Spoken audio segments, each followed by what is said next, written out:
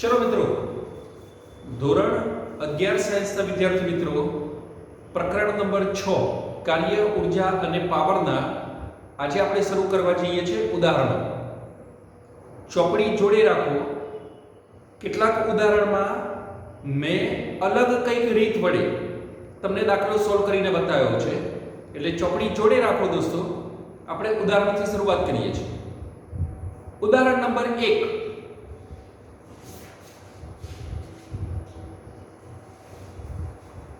दोस्तों, उदाहरण number 1 J dot गुणाकारને લગતું છે એ આપણે ડોટ ગુણાકારની સાથે તમને ચલાવેલું છે, એ લેક્ચરમાં તમને મોકલેલું છે. એટલે આજે આપણે શરૂઆત કરીએ છીએ ઉદાહરણ નંબર 2 થી. રકમ તમને આવું કંઈક કહે છે.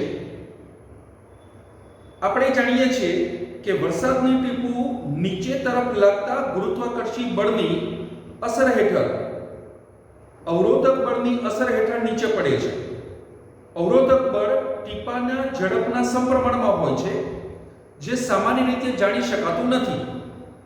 ધારો કે 1 ગ્રામ દ્રવ્યમાન ધરાવતું એક ટીપું 1 કિલોમીટરની ઊંચાઈએથી પડે છે અને જમીન ઉપર પડે ત્યારે 50 મીટર પ્રતિ સેકન્ડની ઝડપથી જમીનને સ્પર્શે છે. તો નંબર 1, ગુરુત્વાકર્ષી બળ વડે થયેલું કાર્ય કેટલું હશે? અને 2, અજ્ઞાત અવરોધક બળ વડે થયેલું કાર્ય કેટલું હશે? દોસ્તો, હવે આ દાખલા માટે આપણે સૌથી પહેલી શરૂઆત કરીએ છીએ. સ્ટેપ નંબર 1, ટીપાનો પ્રારંભિક વેગ v0 બરાબર 0 છે, કેમ કે પ્રારંભમાં ટીપું વાદળમાં હોય દોસ્તો, અને વાદળમાંથી ટીપું મુક્ત પતન કરતું હોય, તો આ કન્ડિશનમાં તેનો પ્રારંભિક વેગ v0 બરાબર 0 કહેવાય. તો ગતિ ઊર્જાનો ફેરફાર ડેલ્ટા k બરાબર k માઈનસ k0. હવે હું આ સૂત્ર મુજબ આગળ વધું તો k બરાબર થઈ ગયું 1/2 mv2 અને k0 પ્રારંભિક ગતિ ઊર્જા 0 છે. એટલા માટે દોસ્તો, કેમ કે પ્રારંભિક વેગ 0 છે. હવે સાદુરૂપ આપીએ છીએ 1/2 1 ગ્રામ ટીપાનું દળ લીધું છે 1 ગ્રામ, તો એને સાદી ભાષામાં લખી શકાય 1 × 10⁻³ કિલોગ્રામમાં ફેરવવા માટે. અને v આપ્યો છે 50, 50 નો સ્ક્વેર 2500 થઈ ગયો. 2500 ના અડધા 1250 થાય, અને 1250 ને 1000 વડે ભાગો એટલે ડેલ્ટા k બરાબર તમને મળી જાય 1.25 જૂલ. આને મેં સમીકરણ નંબર 1 કીધું દોસ્તો. હવે વરસાદનું ટીપું જમીનથી 1 કિલોમીટરની ઊંચાઈએ છે, તો આ કન્ડિશનમાં ટીપાની h બરાબર 1 કિલોમીટરની ઊંચાઈએ ગુરુત્વાકર્ષી બળ વડે થયેલું કાર્ય. દોસ્તો, સ્થિતિ ઊર્જાનું સમીકરણ યાદ કરો.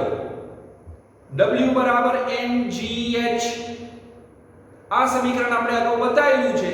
તો આ સમીકરણ મુજબ Wg, G ફોર ગુરુત્વાકર્ષી બળ, ગ્રેવિટી, Wg બરાબર mgh.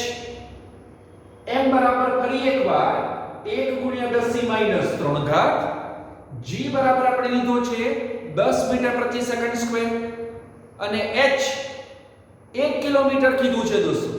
1 કિલોમીટરના મીટર થઈ જાય 1000, એટલે મેં લખ્યું છે 10⁻³ સદરૂપ આપીએ તો 10⁻³ કેન્સલ થઈ ગઈ, વધ્યું 10 જૂલ. આને સમીકરણ નંબર 2 કહી દઈએ. હવે કાર્ય ઊર્જા પ્રમેય. જો કાર્ય ઊર્જા પ્રમેયના સમીકરણનો ઉપયોગ કરીએ તો ડેલ્ટા k બરાબર w કહેવાય. હવે દોસ્તો, જેને તમે કુલ કાર્ય કહો છો એ બે જુદા જુદા કાર્યનો સરવાળો છે. એક ગુરુત્વાકર્ષી બળ વડે થયેલું કાર્ય, અને 2 અવરોધક બળ Wr વડે થયેલું કાર્ય. અવરોધક બળને અંગ્રેજીમાં રેઝિસ્ટન્સ ફોર્સ કહેવાય, એટલે એને Wr સંજ્ઞા લખી છે. તો અવરોધક બળ વડે થયેલું કાર્ય WR ને સૂત્રનો કરતા બનાવવો હોય દોસ્તો, તો આ કન્ડિશનમાં WG ઉપાડીને ડાબી બાજુ મૂકી દઉં તો સમીકરણ થઈ ગયું ડેલ્ટા K માઈનસ WG. હવે કિંમતો મૂકી દઈએ દોસ્તો. ડેલ્ટા K સમીકરણ 1 ઉપરથી આપણે લાયા હતા 1.25 અને WG સમીકરણ 2 પરથી લખીએ છીએ 10. તો ફાઇનલી અવરોધક બળ વડે થયેલું કાર્ય માઈનસ 8.75 જૂલ થાય. ઋણ નિશાની સ્વાભાવિક રીતે મળશે દોસ્તો, કેમ કે અવરોધક બળ છે.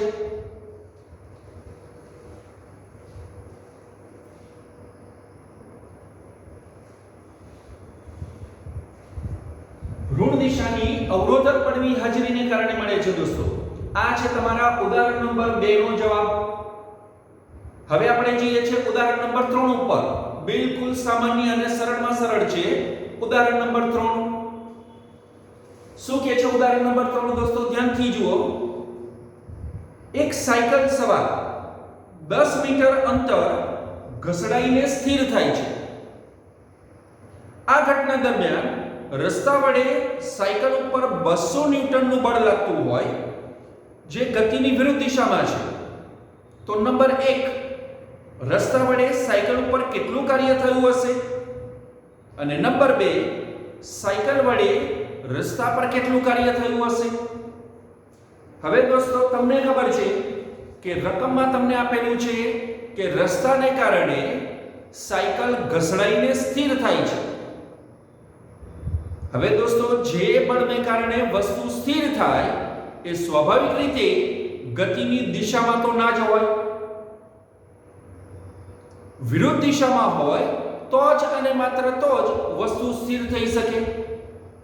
ગતિની દિશામાં લાગતું બળ દોસ્તો પદાર્થની ગતિને વધારે અને ગતિની વિરુદ્ધ દિશામાં લાગતું બળ પદાર્થની ગતિને અવરોધે. તો આ વસ્તુને ધ્યાનમાં રાખીને આપણે આ દાખલાને આ રીતે ગણીએ છીએ.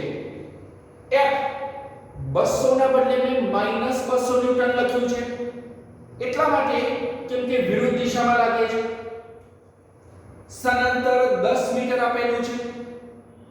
તો નંબર 1, અવરોધક બળ વડે થયેલું કાર્ય દોસ્તો લાગતું બળ અવરોધક બળ છે. ધેટ્સ વાય W બરાબર F * D બળ ગુણ્યા સ્થાનાંતર. આ સૂત્રમાં કિંમત મૂકીએ -200 ગુણ્યા 10 બરાબર -2000 જૂલ. ફરી એકવાર ઋણ નિશાની અવરોધક બળની હાજરી બતાવે છે દોસ્તો. હવે આ કિસ્સામાં અવરોધક બળ વડે થયેલું કાર્ય મળ્યું. હવે દોસ્તો રસ્તા વડે સાયકલ ઉપર થતું કાર્ય હતું આ. હવે સાયકલ વડે રસ્તા ઉપર થતું કાર્ય ગણવું છે એનાથી ઉલટું. તો ધ્યાન રાખો દોસ્તો કે સાયકલ વડે લાગતા બળને કારણે રસ્તાનું સ્થાનાંતર શૂન્ય હોવાથી દોસ્તો કાર્ય કયા સંજોગોમાં શૂન્ય થાય એ મેં પહેલા લેક્ચરમાં કાર્યવાળા લેક્ચરમાં તમને પહોંચાડ્યું છે. તો સ્થાનાંતર D બરાબર શૂન્ય હોવાથી કાર્ય W બરાબર 0. દોસ્તો આટલો નાનકડો સરળ દાખલો છે ઉદાહરણ નંબર 3.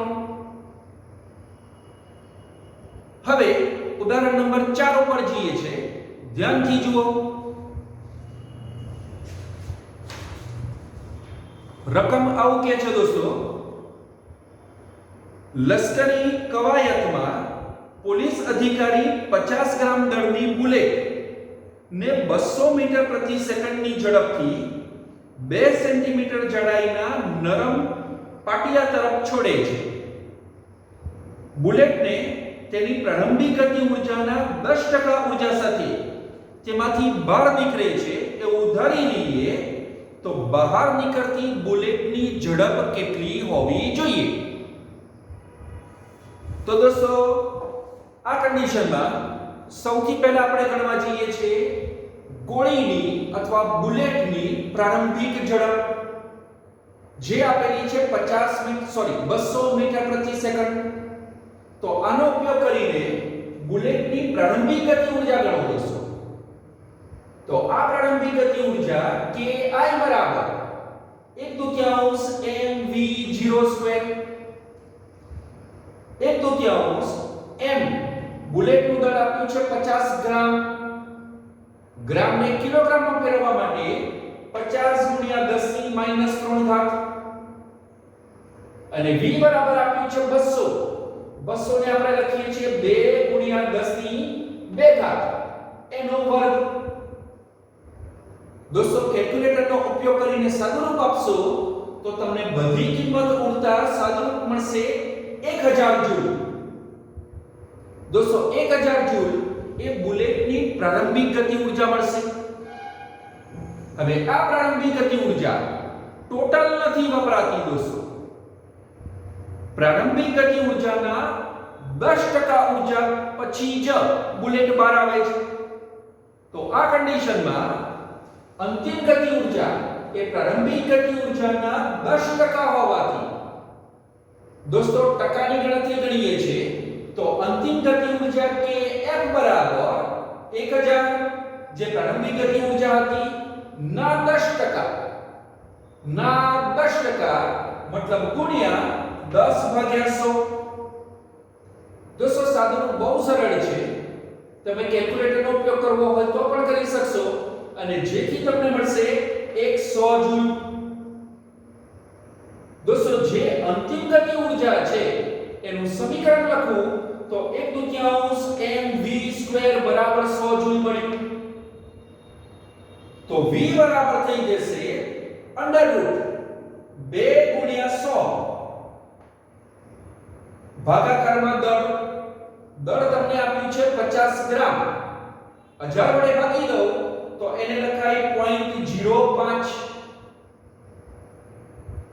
દોસ્તો સાદુરૂપ આપો તો તમને અંતિમ ઝડપ મળી જશે 63.2 મીટર પ્રતિ સેકન્ડ. આ હતું દોસ્તો તમારું ઉદાહરણ નંબર 4. હવે આપણે જઈએ છીએ ઉદાહરણ નંબર 5 તરફ. દોસ્તો ઉદાહરણ નંબર 5 એ મેં ચોપડી કરતા જરાક અલગ રીતે ગણ્યું છે. હવે એ અલગ રીત તમારા સુધી પહોંચાડવા માટે સૌથી પહેલા હું લાઈટ બદલી દઈશ જેથી તમને ઉદાહરણ જોવામાં તકલીફ ના પડે. જુઓ ઉદાહરણ નંબર 5 તમારી સામે છે. આકૃતિ આલેખ મેં રજૂ કરેલો છે. હવે એની મદદથી આપણે ઉદાહરણ નંબર 5 ગણવા જઈએ છીએ. શું છે દોસ્તો ઉદાહરણ નંબર 5? તો ધ્યાનથી રકમને નજર કરો. રેલવે પ્લેટફોર્મની ખરબચડી સપાટી ઉપર એક બેન પતરાની પેટીને ઘસેડે છે.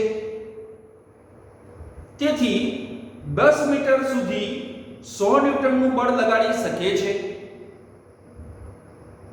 ત્યારબાદ થાકની માત્રા વધવાથી તેમણે લગાડેલું બળ રેખીય રીતે ઘટીને 50 ન્યૂટન થાય છે. પતરાની પેટીએ કાપેલું કુલ અંતર 20 મીટર છે. બહેને લગાડેલું બળ અને 50 ન્યૂટન જેટલા ઘર્ષણ બળના સ્થાનાંતરને દર્શાવતો આલેખ દોરો અને તે બંને બળો વડે 20 મીટર અંતર સુધી થયેલ કાર્ય કેટલું હશે તે ગણવાનું છે. હવે જુઓ દોસ્તો, આ કાર્ય ગણવા માટે y અક્ષ ઉપર લેવામાં આવે છે બળ અને x અક્ષ ઉપર લેવામાં આવે છે સ્થાનાંતર. હવે દોસ્તો 0 થી 50 અને 50 પછી લખીએ છીએ 100 જે લાગુ પાડેલું કુલ બળ છે. હવે દોસ્તો 10 મીટર સુધી 100 ન્યૂટનનું એક ધાર્યું બળ મળે છે. તો 10 મીટરના અંતર સુધી ABCDO આટલો એક લંબચોરસ ભાગ તમને બતાવેલો છે. દોસ્તો આ લંબચોરસ ભાગ 10 મીટરના અંતર સુધી લગાડેલું 100 ન્યૂટનનું અચળ બળ દર્શાવે છે. હવે 10 મીટર પછી 20 મીટર સુધી અંતરમાં થાકને કારણે બળ 100 ન્યૂટનથી ઓછું થઈને ઘટીને 50 ન્યૂટન થાય છે. તો અવલોકન કરો, આ લેખ B થી E સુધી ઘટે છે અને ઘટીને થઈ જાય છે દોસ્તો 50 ન્યૂટન. તો આ કન્ડિશનમાં દોસ્તો સૌથી પહેલું આપણે કાર્ય ગણીએ છીએ. હવે દોસ્તો જે વિદ્યાર્થી મિત્રોએ મારા કાર્યવાળો લેક્ચર જોયો છે એ લોકોને ચલ બળ વડે થતું કાર્ય જેમાં બળ બદલાતું હોય, આ કાર્યવાળા કિસ્સામાં થતું કાર્ય ઘેરાતા વિસ્તારના ક્ષેત્રફળ જેટલું બતાવેલું છે. હવે દોસ્તો અહીંયા આગળ હું એ સિદ્ધાંતનો ઉપયોગ કરું છું અને કાર્ય ગણું છું. હવે દોસ્તો બેન જે પણ બળ લગાડે છે એ ટોટલ બળ વડે થયેલું કાર્ય ગણવું હોય તો તમારે ટોટલ A થી શરૂ કરીને O સુધીના વિસ્તારનું કુલ ક્ષેત્રફળ ગણવું પડે. હવે A થી શરૂ કરીને O સુધીના વિસ્તારનું કુલ ક્ષેત્રફળ ગણવા માટે દોસ્તો હું કઈ આઈડિયા વાપરું છું તે જુઓ. અને આ આઈડિયા ચોપડી કરતા જરાક જુદી છે અને કઈ છે ધ્યાનથી જુઓ. વ્યક્તિએ કરેલું કાર્ય W બરાબર ABDO નું ક્ષેત્રફળ. દોસ્તો આખા વિસ્તારનું ક્ષેત્રફળ ગણવું છે અને આખા વિસ્તારનું ક્ષેત્રફળ એક દરેક નાના વિભાગના ક્ષેત્રફળના સરવાળા જેટલું હોય. તો આ કન્ડિશનમાં ABDO ક્યાં છે ધ્યાનથી જુઓ. ABDO આ સૌથી પહેલું લંબચોરસ ABDO નું ક્ષેત્રફળ વત્તા ત્રિકોણ BCE નું ક્ષેત્રફળ. હવે ત્રિકોણ BCE ક્યાં છે દોસ્તો? તો આકૃતિમાં નજર કરો. BCE આ નાનકડો ભાગ એ ત્રિકોણાકાર છે એટલે મેં અહીંયા ત્રિકોણનું ક્ષેત્રફળ વાપર્યું. અને એ સિવાય બાકી વધતો નાનકડો લંબચોરસ વાળો ભાગ જેના માટે મેં લખ્યું છે DCEF આ લંબચોરસ વિભાગનું ક્ષેત્રફળ. હવે દોસ્તો આ ક્ષેત્રફળ ગણાય કેવી રીતે? તો સૌથી પહેલા જે લંબચોરસ ABDO છે એનું ક્ષેત્રફળ ગણવા માટે લંબાઈ ગુણ્યા પહોળાઈ. હવે દોસ્તો લંબાઈ તરીકે હું 0 થી 10 લઈ લઉં છું એટલે લંબાઈ મને મળી ગઈ 10 અને પહોળાઈ અથવા ઊંચાઈ 0 થી 100 છે. તો બેઝિકલી થઈ ગયું 10 ગુણ્યા 100. આ પહેલું ક્ષેત્રફળ મળ્યું દોસ્તો વત્તા ત્રિકોણનું ક્ષેત્રફળ. દોસ્તો ત્રિકોણના ક્ષેત્રફળનું સૂત્ર તમને આવડે છે અને એ છે 1/2 ગુણ્યા પાયો ગુણ્યા વેધ. જો હું આ સમીકરણમાં કિંમત મૂકું તો 1/2 દોસ્તો પાયો એટલે આપણી આકૃતિમાં EC અથવા CE જેટલું અંતર. હવે C પાસે મને મળે છે 10 અને E પાસે મળે છે 20. તો C થી E નું અંતર મને મળી ગયું 20 - 10 એટલે કે 10. હવે વેધ કેટલો છે દોસ્તો? તો આકૃતિમાં વેધ છે BC જેટલો. તમે નજર રાખજો આકૃતિ ઉપર BC જેટલો. હવે B મને આપે છે 100 અને C આપે છે 50. તો BC નું માપ થઈ ગયું 50. હવે 1/2 ગુણ્યા પાયો ગુણ્યા વેધ આ સમીકરણમાં મેં કિંમત મૂકી દીધી છે અને હવે બાકી વધ્યું સૌથી છેલ્લું DCEF નું ક્ષેત્રફળ. દોસ્તો આ જે લંબચોરસ છે, આ લંબચોરસનું ક્ષેત્રફળ પણ લંબાઈ ગુણ્યા પહોળાઈથી ગણીએ છીએ. હવે લંબાઈ ફરી એક વખતે દોસ્તો 10 અને 20 નો તફાવત 10 છે અને પહોળાઈ 50 અને 0 એટલે કે 50 છે. હવે દરેક પદનું સાદુરૂપ આપતા જઈએ છે. ધ્યાનથી જુઓ. સૌથી પહેલા 10 ગુણ્યા 1000 એટલે મને મળી જશે 1000. 10 ગુણ્યા 100 મને આપશે 1000. 500 ના અડધા એટલે મને મળી જશે 250 અને 50 ગુણ્યા 10 મને આપશે 500. એટલે દોસ્તો ટોટલ તમને મળશે 1750 જૂલ. આ ટોટલ કાર્ય છે જે ચોપડીનો પહેલો જવાબ છે દોસ્તો. તમે જોઈ શકો છો, પણ અહીંયા રીત મેં થોડી અલગ વાપરી છે. હવે વારો લઈએ છે દોસ્તો અવરોધક બળ વડે થયેલું કાર્ય. દોસ્તો તમને પણ ખબર છે, હમણાં ગણેલા દાખલામાં મેં અવરોધક બળને ઋણ બતાવ્યું હતું. તો 50 ન્યૂટનનું અવરોધક બળ મેં ઋણ દિશામાં બતાવ્યું છે. જુઓ તો આ જે -50 લખ્યા છે, આ અવરોધક બળ દર્શાવે છે દોસ્તો. અને આ અવરોધક બળ વડે વ્યક્તિ 20 મીટર સુધીનું સ્થળાંતર કરે છે. તો મતલબ એ થયો કે અવરોધક બળ વડે થયેલું કાર્ય ગણવું હોય તો નીચે તરફ બનતા લંબચોરસને ધ્યાનમાં લો. દોસ્તો આ લંબચોરસને મેં આકૃતિમાં નામ આપ્યું છે. ધ્યાનથી સાંભળજો. OFGH.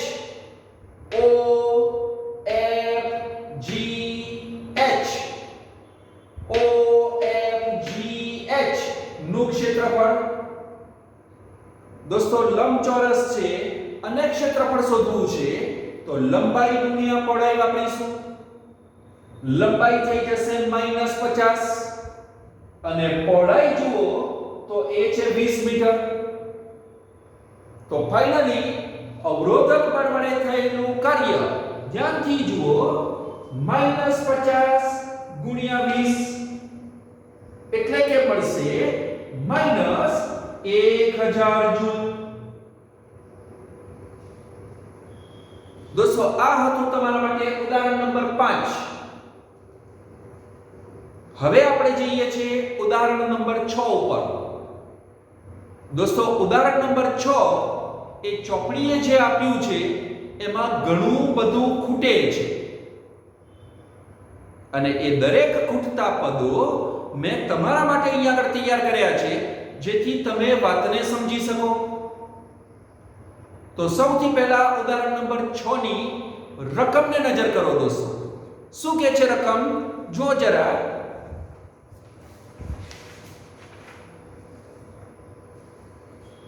સમતલ સપાટી ઉપર પ્રારંભિક વેગ vi બરાબર 2 મીટર પ્રતિ સેકન્ડની ઝડપથી ગતિ કરતો 1 કિલોગ્રામ દળનો એક બ્લોક ખરબચડા પટ્ટામાં પ્રવેશે છે.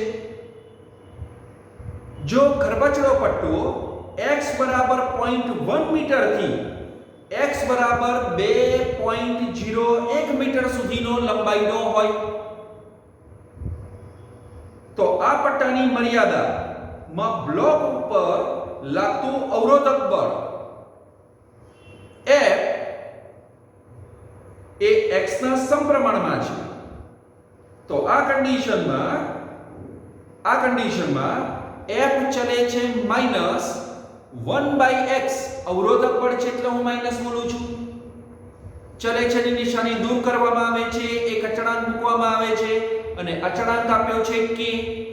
એટલે સૂત્ર બની જાય છે F બરાબર -k/x. જ્યાં x ની કિંમત ધ્યાન રાખજો દોસ્તો 0.1 મીટર થી 2.01 મીટર સુધી જ છે. હવે શું કહેવામાં આવે છે દોસ્તો? ધ્યાનથી સાંભળજો. અહીંયા k બરાબર 0.5 જૂલ આ પટ્ટાએ પસાર કર્યા પછી બ્લોકની અંતિમ ગતિ ઊર્જા અને અંતિમ ઝડપ કેટલી હશે? હવે દોસ્તો આ દાખલાને સોલ્વ આઉટ કરવા માટે તમારે થોડું વધુ ધ્યાન આપવું પડશે, કેમ કે દાખલો સામાન્ય સ્થિતિ કરતા જરા ઊંચા લેવલનો છે. મેં મારાથી શક્ય એટલા બધા સ્ટેપને અહીંયા રજૂ કર્યા છે. ધ્યાન તમારે રાખવાનું છે દોસ્તો. હવે આ દાખલામાં શું કરીએ છીએ જરા ધ્યાનથી જુઓ. દોસ્તો શરૂઆત કરીએ છીએ કાર્ય ઊર્જા પ્રમેયથી. કાર્ય ઊર્જા પ્રમેયનું સમીકરણ છે ડેલ્ટા k બરાબર w. ડેલ્ટા k બરાબર w. હવે હું જેને તમે ડેલ્ટા k કહો છો દોસ્તો, એ ગતિ ઊર્જાનો ફેરફાર હોય એટલે કે k k0, અને ચલ બળ વડે થતા કાર્યનું સમીકરણ વાપરું તો સંકલન x1 થી x2 f dx. દોસ્તો ચલ બળ વડે થતા આ કાર્યનું સૂત્ર હું તમારા સુધી પહોંચાડી ચૂક્યો છું. તમે તૈયાર કર્યું હોય તો તમને આ સમીકરણ યાદ આવશે. હવે જરા કિંમતો મૂકીએ છીએ દોસ્તો. k0 ના બદલે લખીએ છીએ 1/2 mv02 વત્તા આ પેલી બાજુ લઈ ગયા છીએ એટલે એ પ્લસ થઈ ગયું. લિમિટ જુઓ દોસ્તો, રકમમાં x1 ની શરૂઆતની કિંમત આપી છે 0.1 અને x ની અંતિમ કિંમત આપી છે x2 બરાબર 2.01. એટલે આપણે લિમિટ લખી દઈએ છીએ 0.1 થી 2.01 અને f નું સૂત્ર રકમમાં આપ્યું છે -k/x. dx હતું એના સ્થાને લખી દઈએ છીએ. દોસ્તો k અચળાંક છે અને અચળ વસ્તુનું સંકલન શક્ય નથી. તો અચળાંક k ને સંકલનના ચિહ્નની બહાર મૂકી દઈએ તો હવે આ સમીકરણ થઈ જશે 1/2 m બરાબર 1 કિલોગ્રામ અને v0 બરાબર આપ્યું છે 2, તો 2 નો વર્ગ. અચળાંક k ને બહાર મૂક્યું એ પોતે ઋણ હોવાથી વચ્ચે નિશાની થઈ ગઈ ઋણ. માઈનસ k સંકલન છે 0.1 થી 2.01 1/x dx. હવે દોસ્તો આ સંજોગોમાં 4/2 એટલે તમને પ્રારંભિક ગતિ ઊર્જા મળી જશે 2 જૂલ. k ની કિંમત આપી છે 0.5, રકમમાં છે નજર કરી જુઓ એટલે મેં k બરાબર લખી દીધું 0.5. 1/x dx 1/x dx નું સંકલન થાય ln x. દોસ્તો ln શું છે? ln ને નેચરલ લોગારિથમ્સ કહેવાય. નેચરલ લોગારિથમ્સ કહેવાય જેનો આધાર e હોય. દોસ્તો શું છે આ નેચરલ લોગારિથમ્સ? આ રૂબરૂ મળીશું ત્યારે વધુ સારી ચર્ચા કરી શકીશું. તમે ઉદાહરણની નીચે એક નોંધ આપી છે, એ નોંધમાં વાંચો તો તમને ખ્યાલ આવી જશે. દોસ્તો નેચરલ લોગારિથમ્સ આપણે વાપરી નથી શકતા, કેમ કે આપણે જે લોગારિથમ્સ વાપરવાનું છે એને log કહેવાય, ln નહીં. તો ln માંથી log માં રૂપાંતરણ કરવા માટે અચળાંક 2.303 વડે ગુણવું પડે. 2.303 વડે ગુણવું પડે. આ એક અચળાંક છે, આને વડે ગુણવાથી નેચરલ log એ લોગારિથમ્સમાં કન્વર્ટ થઈ જશે. દોસ્તો મેં આ જ કાર્ય અહીંયા કર્યું છે. 2.303 વડે ગુણ્યું એટલે ln નું રૂપાંતરણ થઈ ગયું log. હવે દોસ્તો જો હું x ની જગ્યા ઉપર બંને કિંમતો મૂકીને તફાવત લખું તો log માં બાદબાકી અથવા તફાવત જ્યારે ભાગાકાર હોય ત્યારે મળે. એનો મતલબ એ થયો કે લોગારિથમ્સમાં આ બંને કિંમત ભાગાકારમાં હોવી જોઈએ, એટલે કે 2.01 ભાગ્યા 0.1. દોસ્તો 2.01 ભાગ્યા 0.1 આટલી કિંમતનું સાદુરૂપ જુઓ તો તમને મળશે 20.1. 20.1. હવે ધ્યાન રાખો દોસ્તો, તમને લોગારિથમ્સનું પેજ અગાઉ પણ નેચરલ સાઇન અને tan ના પેજની જોડે મંગાવડાયું છે. તમે એક નાનકડી ચોપડી દુકાનમાંથી લાવેલા છો જેમાં natural sine, natural tangent, logarithms, anti logarithms આ બધું આપેલું છે. હવે દોસ્તો 20.1 નો log જોવાનો છે, તો તમારા સૌથી પહેલા ખાનામાં જે 20 લખ્યું છે એનું ખાનું જુઓ અને જ્યાં 1 લખ્યું છે આ કિંમતને મેચ કરો તો તમારી કિંમત તમને મળશે 1.3032 જે અંદર છાપેલું છે. દોસ્તો મેં એ કિંમતને અહીંયા કોપી કરી દીધી. હવે કૌંસમાં દોસ્તો તમારી પાસે જેનો ગુણાકાર આવે છે એ છે 2.303 ગુણ્યા 1.3032. કેલ્ક્યુલેટરથી આ બંનેનો ગુણાકાર કરો અને મળતા ગુણાકારને 0.5 વડે ગુણી દો દોસ્તો. તો આ બધાનું સાદુરૂપ જે પણ આવશે એને 2 માંથી બાદ કરી દો તો બેઝિકલી મને મળશે 2 - 1.5 એટલે કે 1.5. દોસ્તો 2 - 1.5 મને આપશે 0.5, પણ આ 0.5 ને હું અંતિમ ગતિ ઊર્જા 1/2 mv² માં કિંમત મૂકી દઉં તો હવે સાદુરૂપ થશે v બરાબર √2 ગુણ્યા 0.5. આ બંનેનો તફાવત છે દોસ્તો. 2 ગુણ્યા 0.5 એ આ બંનેનો તફાવત છે અને છેદમાં જતો રહેશે દળ જે માત્ર 1 કિલોગ્રામ છે. દોસ્તો આટલાનું સાદુરૂપ આપતા તમને v બરાબર મળશે 1 મીટર પ્રતિ સેકન્ડ. તો મતલબ એ થયો કે તમારી અંતિમ ગતિ ઊર્જા થઈ જશે દોસ્તો 0.5 જૂલ અને અંતિમ વેગ તમને મળી જશે 1 મીટર પ્રતિ સેકન્ડ. બરાબર છે દોસ્તો. હવે કન્ટિન્યુ કરીએ છીએ ઉદાહરણ નંબર 7 થી. ખાસ ધ્યાન આપજો